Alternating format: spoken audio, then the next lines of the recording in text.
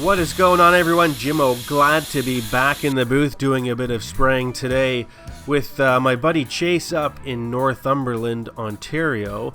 And we've got a little Hyundai that we're doing a quick, easy job on. I say quick and easy. They sometimes start off that way and don't always end off like it. But we've got a new hood on there. You can see that little scratch on it that sometimes comes in the e-coat. And we got to do a little repair on it before starting, but we want to try and preserve that e-coat on the new panels as much as we can, because it's one of the best possible coatings to protect that metal, and it's something a little bit more difficult for us to repair with any sort of coating that we can spray on there. So it is pretty thin. Sometimes you break through the edges. We've sanded it down with some 400 and then treated any breakthroughs with the BASF metal etch wipes, and we're getting ready now to apply our sealer. So you can see we are in a pretty nice facility. This is a brand new shop that has been constructed from the interior up, and we've got a new paint booth that we're in, and we've got some new prep stalls that are actually certified to paint in as well. So you can do some small painting in there, and you can get some serious production out of this place. So it's a lot of fun when you step into something new like this, and you don't have too many things to worry about. This booth actually has some cool features on it. You can shut off the airflow in certain areas. So on this job, I've actually stopped the airflow at the back of the vehicle, so all of my airflow comes through the front where I've got my bumper and that hood. So everything's it's going to clear that overspray, give us better airflow. So that's going to be quicker drying with our waterborne base coat. So some cool things, and I mean, I've sprayed in all kinds of booths, from basically cement garage like. Well, actually, I think I've been in garages as well that aren't exactly a professional setup. So I can make a lot of different things work, but there's something to be said about being in a facility this nice. So we're gonna whack on our sealer here, and this is the new one by RM 875 and 876, and it's actually also a direct to plastic sealer. So we're going to put that on the bumper as well, and the nice thing about this is you don't need an adhesion promoter. You do not need an adhesion promoter, which you normally would put on a raw plastic. So one less step is always nice. So you can also get the proper value. So we've got a medium gray here, so it's not too crucial on this color, but if it was a red, it's nice to have that option, because often the reds and certain blues will call for a ground coat, and you can do that all in the sealer right here. So there we go. We're gonna follow all of our edges, and what I like about this paint booth, it's right in the middle of the shop, and it's kind of like a museum. So every time you walk by, you can see what's going on, and a lot of the time that's going to be great, but I'm sure there's always that time in the booth where you don't want anyone to see what's going on. Maybe a blend or a paint job didn't turn out the way you wanted it to. Maybe you're wiping off some paint because you have to redo it because you did something really dumb. I don't typically, I can't remember ever having that happen to me. So, I don't even know why that came into my head, but that's one of the things that, the trade-offs with the museum paint booth. But it's pretty cool. Airflow is phenomenal. Lighting is great. So, we're going to move on to the next portion of this hood, and that's going to be to unmask the fenders, which we've got the paper on the fenders to protect them from getting any sealer on them and overspray. On some colors you would want to leave that open because you might be blending out that gray might be part of the color. If it's transparent, it would be kind of like a 3-stage, so you might even put some at the front of the fender so you get a better match there. So what we're going to be doing is putting base coat on the entire hood, and then we're going to be blending it into the fenders. So on the sides where the hood lines up, and also since we're doing the front bumper, we're going to do the front of the fenders. Now we are going to be using the Segola 4600 base coat gun with the new 3M PPS 2.0 cup on the top. So the Segola you've seen before in my previous video with the Lincoln Continental that I sprayed complete, and it turned out pretty sweet. Actually, it was one of the nicer jobs I've turned out in general. Everything was clean. I attributed some of that maybe to the static gun, the gun that removes static from the surface. Maybe it was just maybe it was just a fluke. I don't know, but I can tell you that I've had a lot of great results with these Segola guns in general, and the feedback's been pretty good from anybody that I've let try these things. So this is the base coat gun that we're going to use, and then the clear gun will follow. So let's get the base coat on there. We're going to put the base coat on the hood and then blow in the fenders. I think I've already covered that. But let's talk about maybe some things that could go wrong on this job and things that I've seen that could cause you to pull your hair out when you're spraying a job like this. So on a hood, in general, it's very important that you have a consistent spray pattern. So you want to hold the gun kind of parallel to the hood, so you have your material going on even. So if you have a slight angle on your gun, what's going to happen is you're going to get striping. It's going to be heavy on the bottom and then light on the top. And then where it's heavy there, you're going to have a lot more material. And once you make that mistake initially, it's hard to correct because that pattern's been established with that extra material. And it's kind of an uphill battle once you put that air into it. So it's difficult for people starting out. They just don't have the experience behind the gun.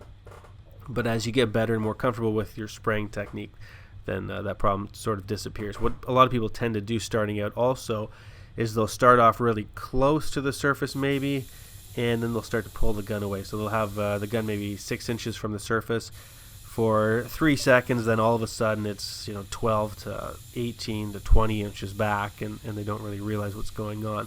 And hoods in particular are just more difficult because your arms usually have to bend in a way that isn't overly natural. It actually feels very unnatural when you're holding a paint gun. You have your arm straight out and then your wrist is sort of bent 90 degrees to make sure that the material's going on properly. And the VR simulator that I came out with a little while ago was designed to, I guess, help people with that. And I've actually launched that since. If you want, you can find that on Steam. I'll actually have a link in the description on that as well. So I actually did a demo at the 3M headquarters in London, Ontario a little while ago. We had a whole bunch of people that have never painted before that wanted to try it out, and it was a lot of fun. I got a lot of great feedback on it, and it was pretty cool to see everybody working on it. So that's some other things that have been eating up my time because I've got a lot of hobbies, obviously. So when I'm not painting cars and running kids to hockey, I like to write code and make computers do things. So there's that.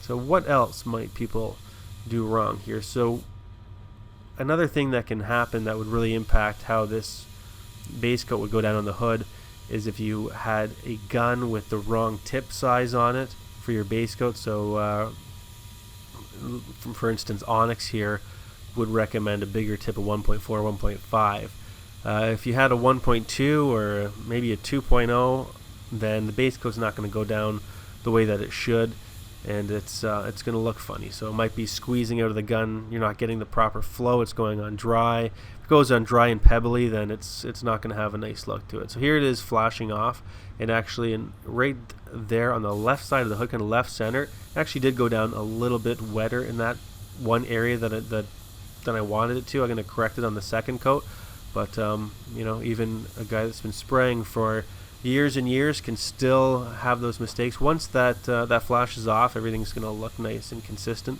But yeah, right in that area there, I'm going to work to try and correct that from the first coat. So most people probably wouldn't see it. I'll see it and it'll bother me, so I got to fix that.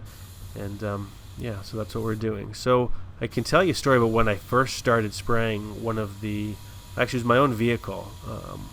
I picked up, it was a shop gun that was there. People would use it for cut-ins kind of as they wanted, but I didn't know anything about basic spray gun operation.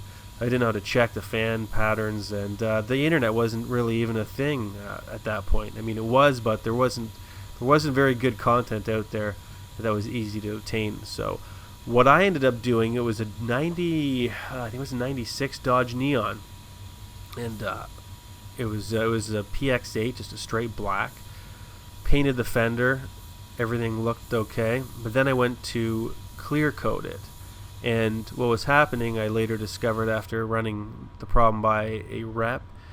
He picked up my gun and had one quick look at it and realized that it was pitchforking. I had all the material coming out of the top, all in the bottom of the gun, but nothing in the middle.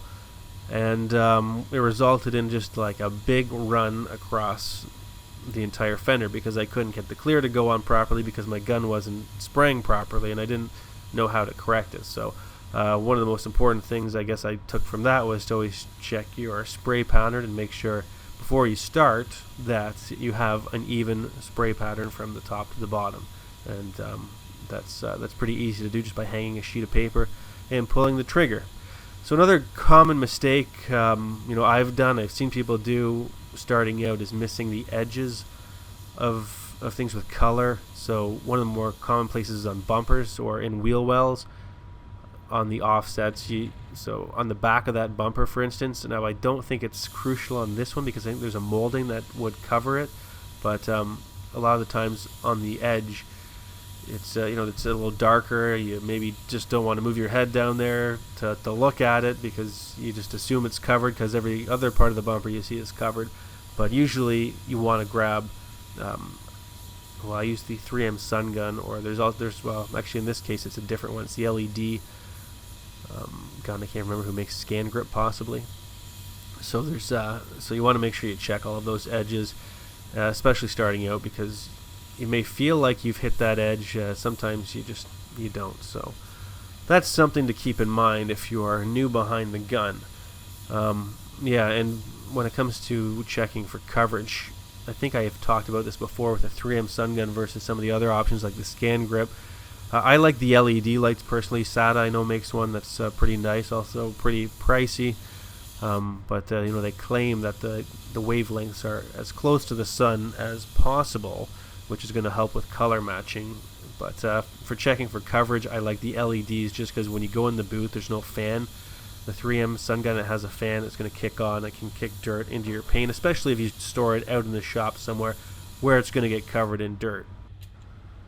So we've got 2 coats of base down now. Everything's covered and everything looks pretty good. The metallics look pretty consistent and nice. You can see where it's still wet there, but any of the areas that are dry, it looks good. But we're still going to put an effect coat on it anyway. That'll just even the metallics out a little bit more and give it as consistent of a look as possible. But most cases this would be fine as well. There's other reasons that you might want to do that as well. If you want to replicate that color exactly down the road, it's usually matched best with an effect coat. So if you put paint on too wet, or if you put it on wetter, it's going to have a different look than if you put it on drier. So this is an easier way to kind of replicate this color the way that it was intended. So other things that might go wrong on a job like this, high metallic, lighter colors like golds and silvers, could be a halo in the blend, which would be a dark edge, and that would be from when you apply your base coat on the edge of the fan. It's usually going to land drier than the rest of the core, which would be wet. And as it dries, the metallics will settle differently in those areas, and you'll see usually a dark line. So a way to combat that is by you can put down a wet orientation coat and then blend your color into it while everything's wet, and everything dries at the same rate, and you don't have any concern of anything landing in a dry space. So that's one way to do it. Most experienced painters don't do that. They'll just using a spray technique that would probably be difficult to describe. Just basically you would be chasing the halo out a little bit if you need to remove it, and just blending it out further, just kind of fading it out. That's typically what I see most people do. Other things that you might run into, which could also contribute to experiencing a halo, is your color not being blendable in the first place. If you don't put in the initial work to make sure your color matches, and more importantly, the metallics are the right type. So you can look at the color chips, and the color might be okay, but you want to make sure that the metallics and the pearls and everything are as close to identical as possible, because you can blend out colors that don't match, but if you have metallics that are completely different sizes, you're going to see that pretty well every time, if it's on a big scale. So I've seen that. I have ran into that at different places where somebody's painted a vehicle with the metallics just completely out to lunch, and a lot of the times when that happens is they'll look at a chip indoors and the metallics don't reflect that way, they don't reflect the same way as they would outside. So in their lighting conditions, looking at the chip, everything looks okay, but once you pull it outside and the sun hits it, you start to see that the color on the vehicle originally had a really fine aluminum flake in it, and the one they just put on is a big one or a different colored pearl that they might not have seen until the sun, and then it looks ugly. It has to be redone, but hopefully that's not going to be the case here. We've done a spray out on this color and looked at it pretty close, and everything seemed like it was going to be a good matching color in metallic. So we're going to apply the clear coat now, and you just saw there rubbing that job over with the BSF tack rag, and that's something that people don't give enough thought to. So it's one of the little things, and there's a lot of little things in painting that you need to pay attention to that can help make your jobs a lot nicer, cleaner, and tack rags are huge, because I went to shops where I pick up certain types of tack rag and it leaves more lint behind than it actually picks up, and I have to ask the guys, like, why are we using this here? It seems counterproductive to pick up a tack rag and tack a surface that just leaves more crap behind than it picks up. So you want to make sure you're using a high quality one. This one here from BSF is a good one, and don't get too attached to them, because they do fill up with stuff, and eventually you want to throw them out before they start to break down and put stuff in your job. Given the cost of them, it should be a no-brainer. Another thing to think about are just your final wipe rag. So there's a lot of different types of rag selection out there. Mechanic towels are cheaper and a lot different than the grade of towel you would use to wipe down a job at the beginning, and that's going to be the lint level. That's going to be the biggest difference. So you pay a little bit more, but you don't get lint in the paint booth, which is important for keeping clean jobs. I've been using the Wonder rags, and they seem to work quite well. There's also some Torx rags that are pretty popular out there, either one, but the Wonder rags are kind of my first selection whenever I'm reaching for something. So we've got one coat of clear on, and we are getting the second coat on now. And one other thing that's going to keep this job nice and clean is the air filtration system on this. This being a new booth, it does have like brand new air filters going into it. It's got a nice compressor too. That's the screw style compressor that's not going to put a lot of water into the lines, and there's all kinds of checkpoints that's going to make sure I've got really clean air to spray with. And speaking of which, I actually do have a system I'm going to be trying out soon by Wacom that works to clean the air before it comes out, cleans, heats, and it should be pretty cool. So I'll be showing that pretty soon, but until then, we're just going to be spraying conventional air. I will probably pull out those guns. If you've been watching Instagram, the kind folks at Wacom customized a nice Refinish network gun that you can check out. I've used it, a nice gun as well. So I've got a few new kind of go-to guns. The Segolas, the Wacoms, I've been using them more and more, and the more I spray them, the more I like them. So, I'm not throwing my wad in the garbage quite yet, but nice gun. So it's given me a new perspective on things that, the guns that I was familiar with in North America aren't necessarily, the only options out there that give you a good job. So these ones here, the spray pattern's a little bit different on them, I find. I like this gun, the 4600 clear gun. It's like a clear flamethrower. It just pounds it on there, and I can get in, get out quick. So it saves me a bit of time. I guess maybe it's kind of like the SATA RP in that regard. I find that gun fires on the material. I find the Iwata puts it on a little bit slower, but it puts it on pretty nice. So there's every gun. I mean, I don't go out of my way to not spray a gun. I guess I like to try every gun on every job. So I think on that Lincoln Continental with the Segolas, some guys might say, I'd like to try this gun on some fenders, some small jobs, and get a feel for it before I jump into a complete. But not me. I'll just give me the gun. I'm going to go in there and we're going to see what it can do. So that's what we did, and things turned out pretty good. So I like to try new things, new spray equipment, and sometimes it doesn't always work out. So just throwing it out there. That's just me and my personality type. So yeah. Anyway, we've got this one in the bags. You can look forward to all kinds of cool videos. I've actually filmed a bunch. I'm going to be trying to get out to different shops, and we can see how different people apply paint, different application techniques. I've got some custom stuff on the go. Again, all the stuff is on Instagram right now, so you can follow that for the latest. And if you want to take things a step further, you can check the description below for ways you can support the channel and what I do here to help kick things up to the next level. So we've got some merch that you can buy. We've also got some apps in the App Store, some Refinish Network painting things that you can, you can have the Refinish Network status, right? So check these things out, share this stuff with your friends, and you can help us grow here. So that is going to be it for today, everyone. Thank you so much for watching, and we will see you next time.